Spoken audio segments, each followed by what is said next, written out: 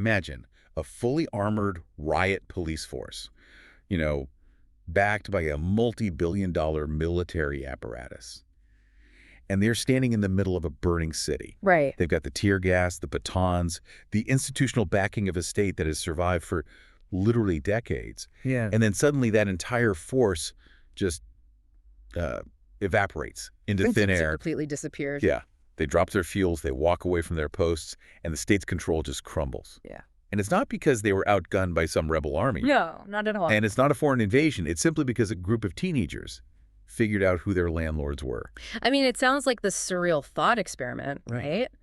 But it's actually a blueprint. A blueprint for collapse. Exactly. It's a blueprint for how these seemingly invincible authoritarian structures just collapse under their own weight. We tend to look at massive geopolitical regimes and, we confuse their rigidity with strength. Right, we see the heavy artillery and the intelligence networks. Yeah, the decades of survival. And we assume we're looking at a mountain.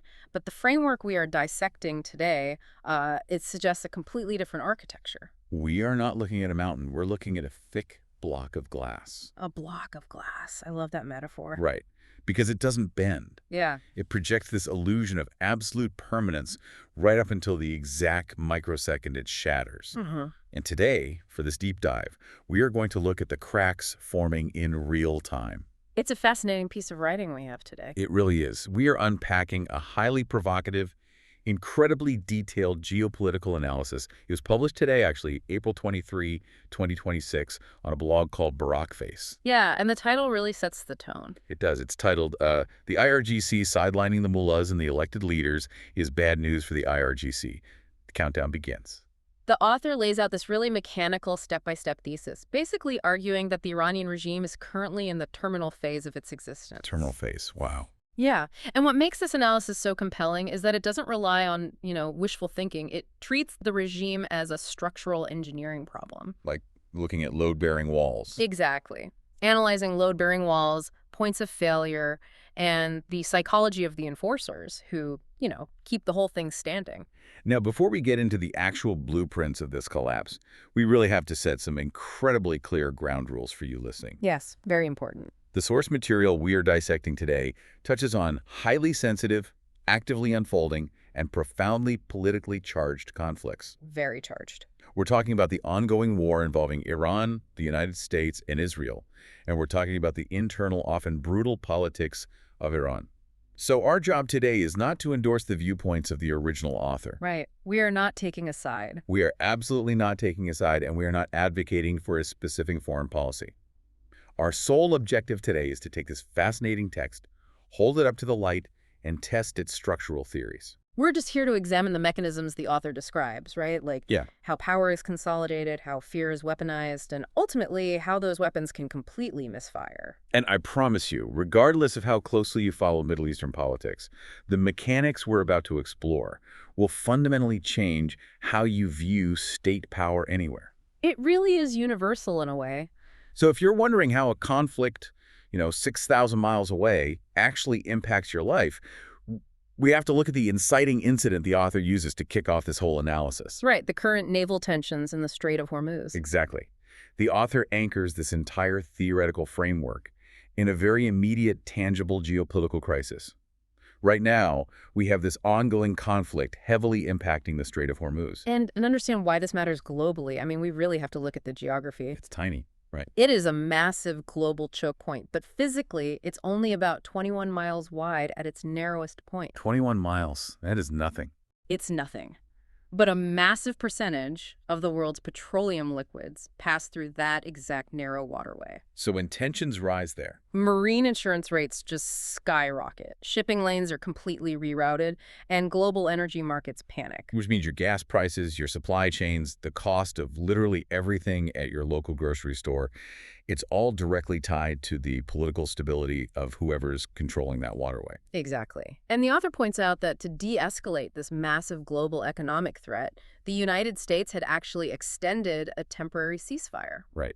To give them some breathing room. Yeah, the goal was to provide space for negotiations that were actively taking place in Islamabad, Pakistan.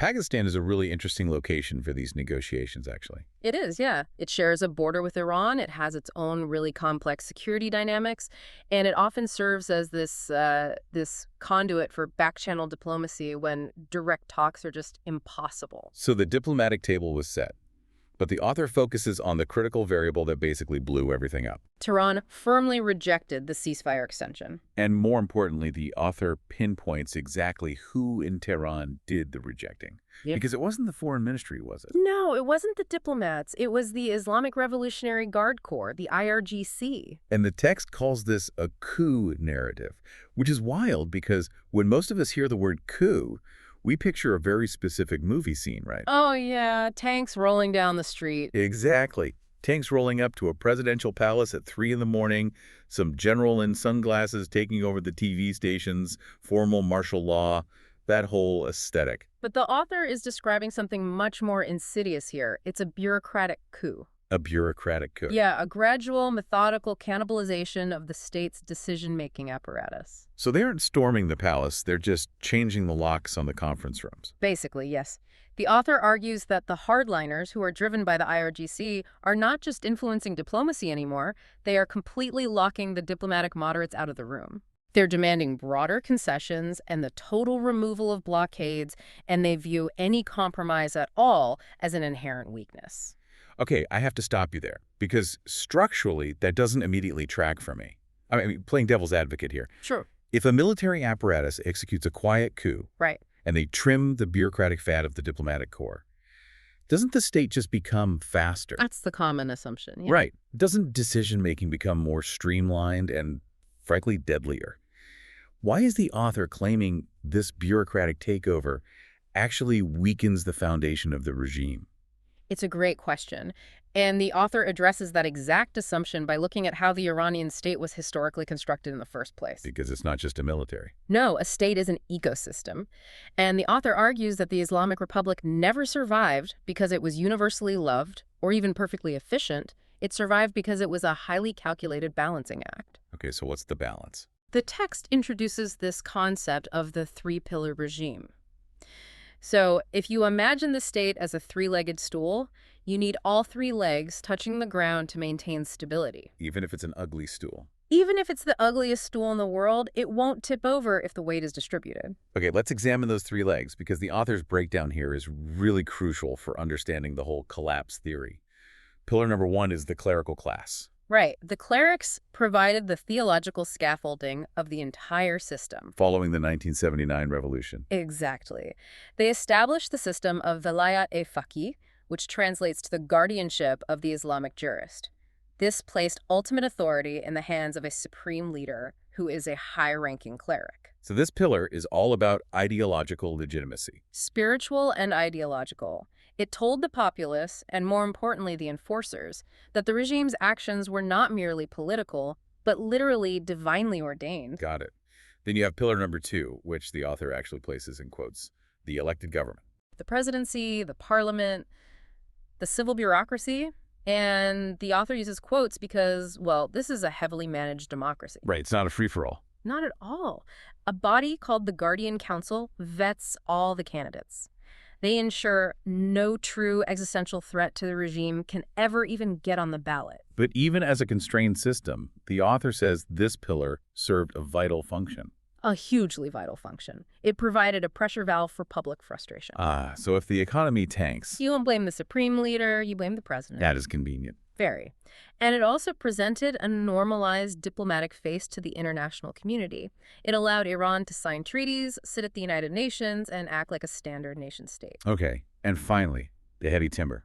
Pillar number 3, the IRGC, the enforcers. Yeah. And we should clarify, Iran does have a traditional national army, the Artesh. His job is basically to defend the national borders. Right. But the IRGC was explicitly created to defend the regime itself against internal and external threats. So they are the ideological shock troops. Exactly. And over the decades, they didn't just accumulate weapons, they accumulated massive, massive wealth. Taking over huge sectors of the economy. Telecommunications, construction, you name it.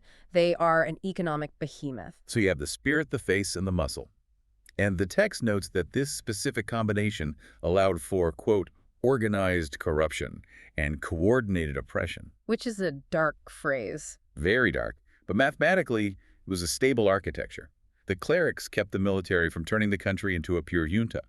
The elected politicians absorbed the anger of the street, and the military protected the clerics from uprisings. A perfect grim ecosystem. And that brings us right back to your question about why streamlining this is bad. Right. Why is locking out the diplomats a sign of weakness? Because the author's theory is that the IRGC is no longer content being just one of the three pillars. They are actively devouring the other two. They're eating the stool.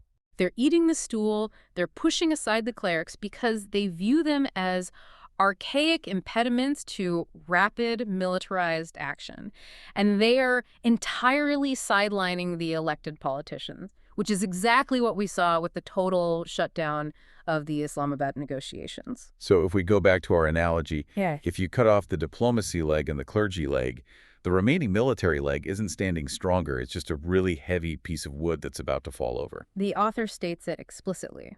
An architecture cannot be strengthened by removing two of its three support columns. It's just gravity. Yeah. A regime can often survive external enemies by unifying the country against a common threat. What it cannot survive is internal cannibalism. When the IRGC concentrates power, they aren't consolidating the state. They are making the state incredibly top-heavy and brittle. Exactly. And that structural brittleness leads to a very practical problem on the ground. Because if you kick the clerics out of the room, you no longer have sermons keeping the populace in line. And if you've locked the diplomats out, you can't promise the public economic relief from sanctions. You need a completely new tool to maintain control over 80 million people. And the author points out that this new tool is entirely visual, which brings us directly to the streets of downtown Tehran. Missile parades. The massive missile parades. The text highlights this very specific phenomenon we've seen escalating. The IRGC rolling incredibly sophisticated intercontinental ballistic missiles on these huge flatbed trucks right through the civilian centers of the country. Now, if you or I are watching a news broadcast of a 50-foot warhead rolling past a shopping mall, That's terrifying. right, our immediate visceral reaction is fear. We think, wow, that is a terrifying, immovable display of absolute power. But the author forces us to completely invert that perspective. Yeah, the text labels these parades as intimidation theater and a cry for legitimacy. A cry for legitimacy. The author uses this brilliant behavioral analogy. They call it the political equivalent of a man shouting in a room because he knows no one respects him. Oh, that is so good. Because it's true. When a state rests on a solid foundation of genuine public support, or even just balanced institutional control, it doesn't need to repeatedly stage theatrical threats for its own taxpayers. Exactly. It just governs. You don't see massive columns of nuclear-capable missiles rolling down Broadway in New York or through Trafalgar Square in London just to remind the citizens who is in charge. You really don't. The need to constantly display hardware is a symptom of deep, deep structural insecurity. The IRGC is trying to substitute ideology with metal. Hoping the sheer scale of the weaponry will somehow replace the legitimacy they've cannibalized from the clerics. Yes. Which introduces one of the most compelling concepts in the entire source text, the idea of the halo of brutality and ideological fingers. This part is fascinating. Let's unpack the mechanics of this. Please, because the author writes, quote, military hardware without ideological fingers is just metal. Because a ballistic missile doesn't fire itself. Exactly. A sniper rifle doesn't aim itself. You need a human being pulling the trigger, or pushing the button, or swinging the baton on the street. And that human being needs a reason to do it. Historically, the clerical establishment provided that reason. They provided the halo. The halo. Right. When a member of the riot police cracked down on a protest, the theological narrative assured him that he was defending Islam. He was fighting corruption on earth. He was serving a divine mandate. So that halo actually justifies the brutality in his own mind. Yes, it makes the enforcer feel righteous. But if the IRGC has pushed the clerics aside to run the show as a pure military junta, that halo evaporates. Totally gone. So the enforcer standing on the street corner is no longer a holy warrior. He's just a guy with a gun. A guy getting paid a diminishing salary to beat up his own neighbors just so a group of generals can maintain their monopolies over the telecommunications industry. Wow. But like that, it's a completely different dynamic. And the text argues that this exposes the ultimate vulnerability of naked force. When you rule entirely by pointing a gun at your citizens, you are relying 100% on fear. And here is the mechanical failure of fear. It is financially and psychologically exhausting to maintain. Exhausting for the state. Yes. You have to constantly escalate the threat just to keep the public scared, and your enforcers have to live in a constant state of hypervigilance. So if they are ruling purely by fear, and fear is this exhausting, depletable resource, how exactly does a civilian populace bankrupt a regime's fear budget? That is the big question. And the author points to a really obscure, fascinating historical parallel to answer it. We move from the heavy ballistic missiles of Tehran to a completely different kind of warfare in Nepal. Ah, the Nepal lesson. The Nepal lesson. The author brings this up to illustrate the mechanics of asymmetrical information warfare. Walk us through this. So, during a period of intense political unrest and pro-democracy protests in Nepal, which were led heavily by Gen Z activists, the state deployed heavily armored police forces to crush the demonstrations. Typical state response. Very typical. The state had the batons, the tear gas, and the total monopoly on physical violence. And normally, when unarmed civilians meet an armored police force, the civilians lose. Or, it devolves into a bloody, protracted guerrilla war. Right. But the text notes that these young protesters didn't use a single gun. They didn't build barricades. They didn't throw Molotov cocktails. So what did they use? They used crowdsourced data. Data. The mechanics of this are stunningly effective. The protesters used their smartphones to take high-res pictures of the riot police. They uploaded these images to social networks and literally crowdsourced the identities of the officers beneath the helmets. Oh, wow.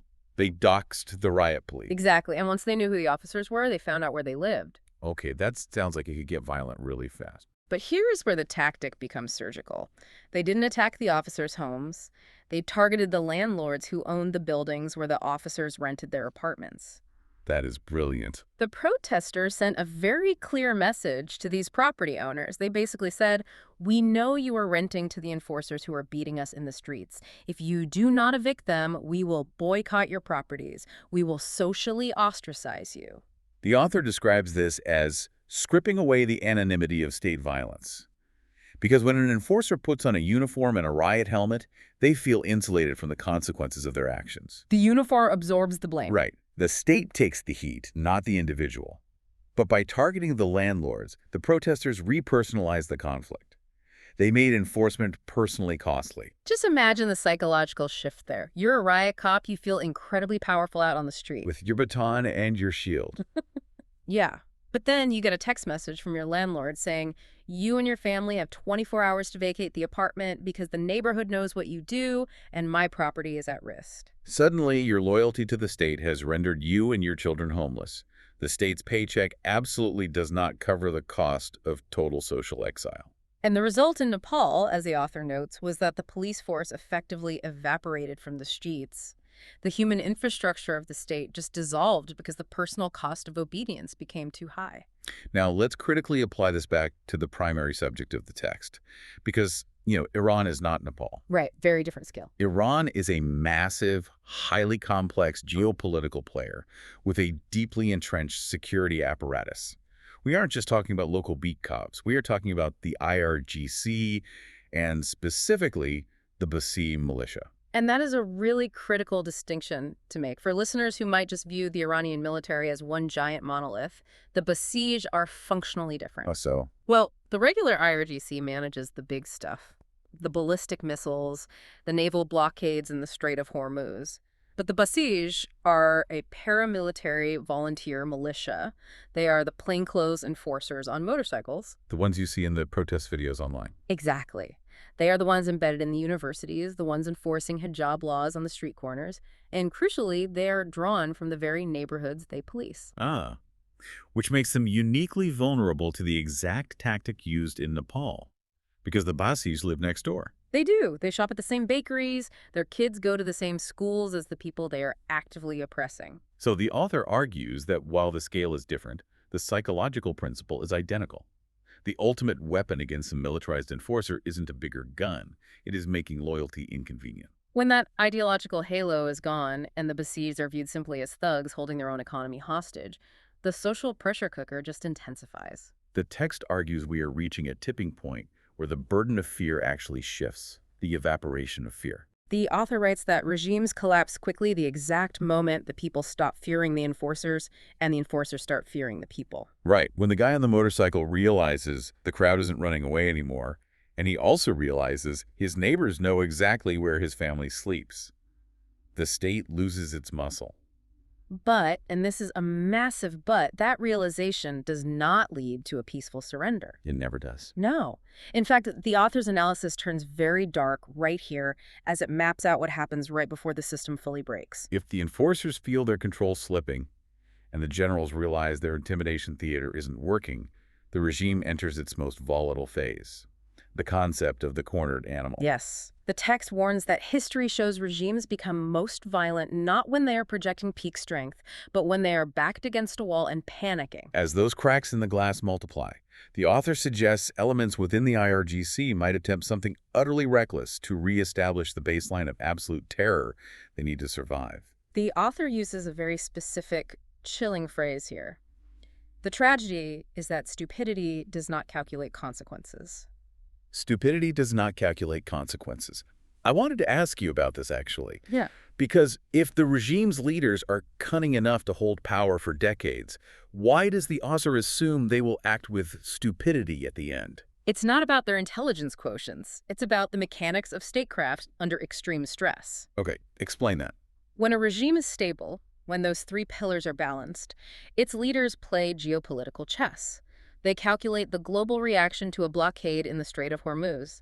They measure out their oppression carefully to avoid triggering a total revolt. They act rationally. Exactly. But desperate power stops playing chess. When the survival of the regime itself is on the line minute to minute, the insular feedback loops at the top levels of leadership become incredibly toxic. Stress hormones override long-term strategic planning. Precisely. A cornered entity lashes out blindly at whatever is immediately threatening it, regardless of the long-term blowback. So the author predicts that the IRGC, realizing they're losing the psychological war, might engineer a catastrophic event. Massive, unprecedented violence against a specific group of protesters, or maybe a hyper-aggressive military strike externally. Hoping the sheer shock value will terrify everyone back into submission. Yes. But the text argues this desperation is a fatal miscalculation. Because violent overreactions don't reestablish control. They create martyrs. They cross red lines that spark outrage across completely different demographics. Groups that previously disagreed on economic policy or social issues suddenly unify against sheer, unadulterated brutality. The violence meant to suppress the collapse acts as an accelerant. It's the ultimate paradox of authoritarian failure. Yeah. The harder they squeeze to stop the glass from shattering, the more pressure they apply to the cracks. Exactly. So we have established a terrifying trajectory here. The IRGC has cannibalized the state. They're relying on a depleting fear budget. The populace is learning how to weaponize social pressure. And the regime is entering a phase of reckless cornered panic. It is a powder keg. If this is the mechanical reality inside the country, what is the lever to accelerate the collapse while minimizing the bloodshed? Because the author does not leave us with a passive diagnosis. They pivot to a very specific, aggressive call to action. They do, and they direct that call to action squarely at the Iranian diaspora living outside the country's borders. The author issues a harsh, uncompromising critique of passive hope. The text essentially tells Iranians living in Los Angeles, London, Toronto, and Paris, you have not done enough. It's a very tough pill to swallow. It says you have been spectators watching a tragedy unfold, treating it like a news cycle when you need to be active participants in the mechanics of collapse. The author says, it is not enough to post online. It is not enough to protest once a year. The author demands relentless, organized, overwhelming action. They ask the diaspora, are you making 1 million phone calls? Are you lobbying lawmakers, contacting media outlets, and mobilizing human rights organizations? It is a literal blueprint for external pressure. But let me challenge the efficacy of this, though. Because we just spent, what, half an hour talking about intercontinental ballistic missiles, the Strait of Hormuz, and the besieged paramilitaries. Right. Heavy, physical power. If I am sitting in an apartment in Chicago, how does calling my local congressional representative actually compete with the IRGC's metal? How does an angry phone call structurally limit the operational capacity of a general in Tehran? It is a completely valid skepticism. but it connects directly back to the mechanisms of international power and, interestingly, the Nepal lesson. Okay, how so? Because the goal isn't to outgun the IRGC on a battlefield. The goal is to dissolve their infrastructure. And the diaspora possesses resources, international access, and political influence that the citizens trapped inside the internet blackout zones of Iran completely lack. So walk us through the mechanics of that. How does a phone call dissolve infrastructure? When the diaspora relentlessly lobbies democratic governments, they trigger very real legal and financial mechanisms. They push for the enforcement of things like the Magnitsky Act. Which targets the personal assets of human rights abusers, right? Exactly. Freezing bank accounts, seizing property. They ensure the IRGC remains locked out of the SWIFT global banking system. But more intimately, they target the hypocrisy of the regime's elite. The children of the elite. This is a massive point of friction in the text. Huge. Many high-ranking regime officials funnel their wealth out of the country and send their children to live in luxury in Western capitals. Buying real estate in London, attending universities in Canada. Exactly. While simultaneously preaching anti-Western rhetoric back home.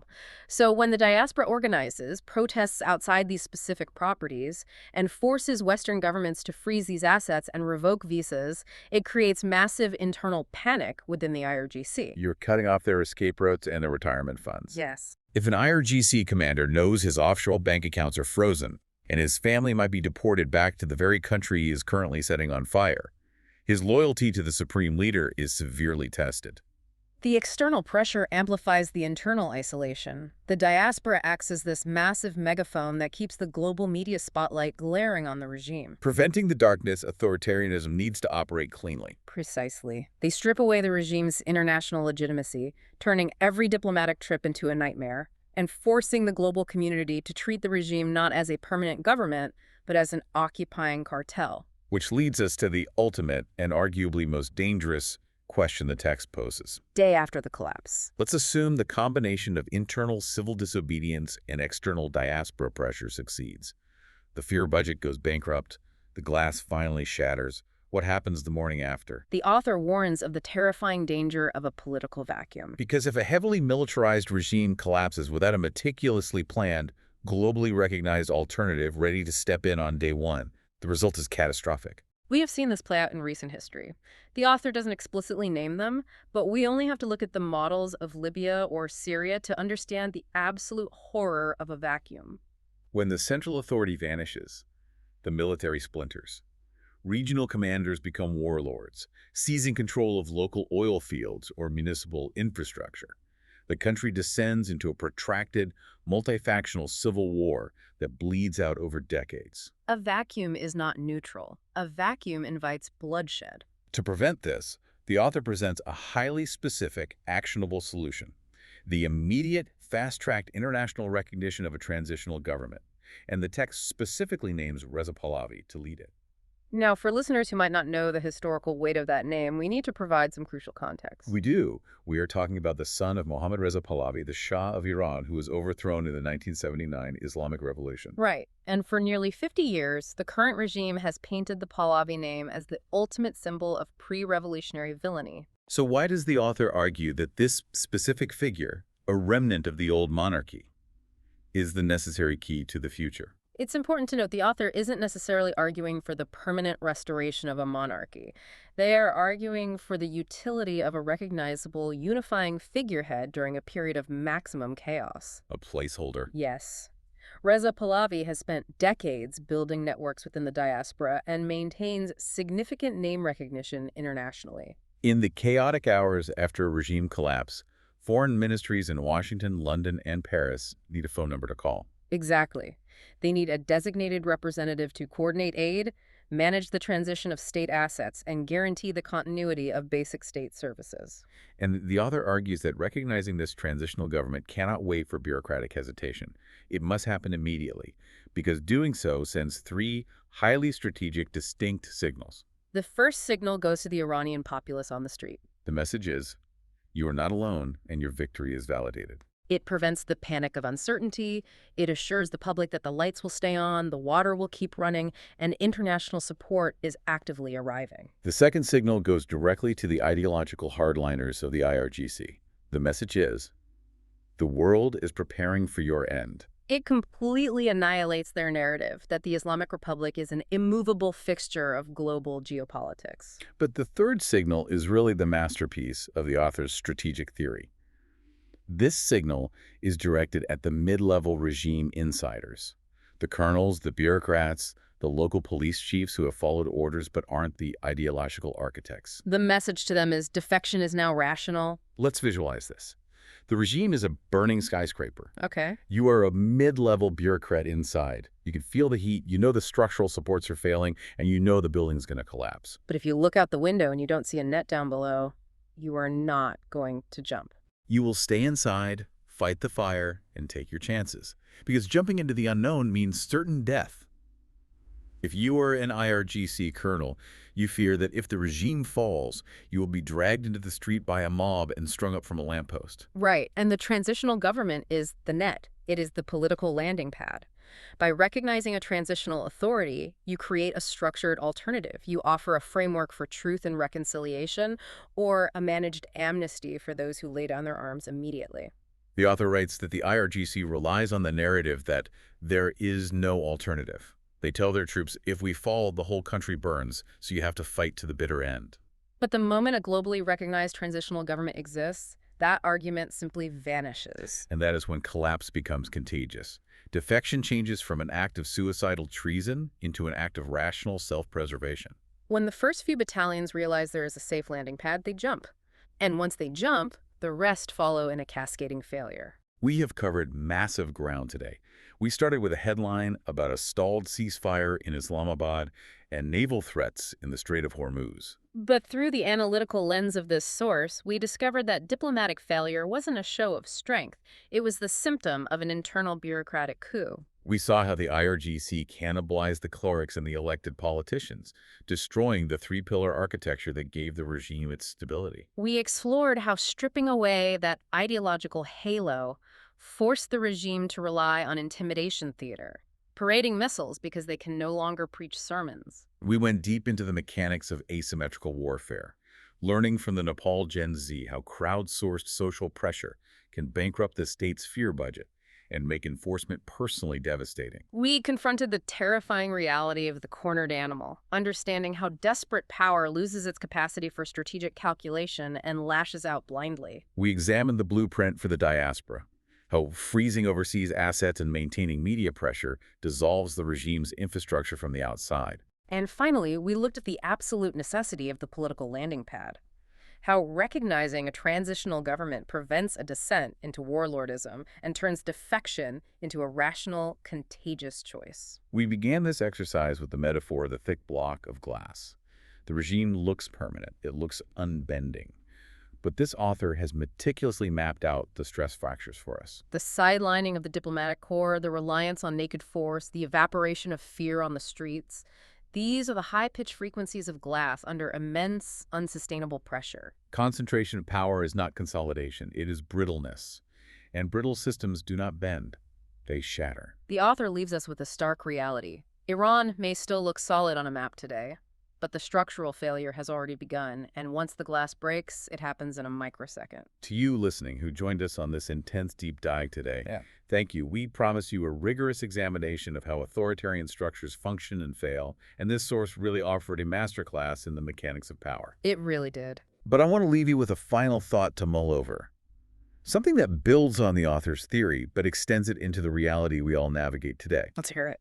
The source argues so compellingly that naked force eventually exhausts itself, that a regime ruling purely by fear will eventually bankrupt its fear budget, largely because citizens can use tools like social pressure to strip away the anonymity of the enforcers. Right, the Nepal lesson. Exactly. But look around at the modern authoritarian toolkit evolving globally today.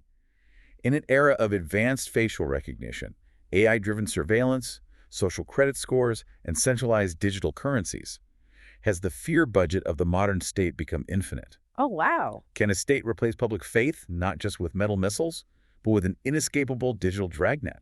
The author says the glass always shatters when fear exhausts itself. But it leaves you wondering, has technology just made the glass infinitely thicker? Or will human ingenuity always find the hammer? That is a profound and honestly unsettling question to take with us. Thank you for taking the deep dive with us. Keep questioning the structures around you. We'll be back next time.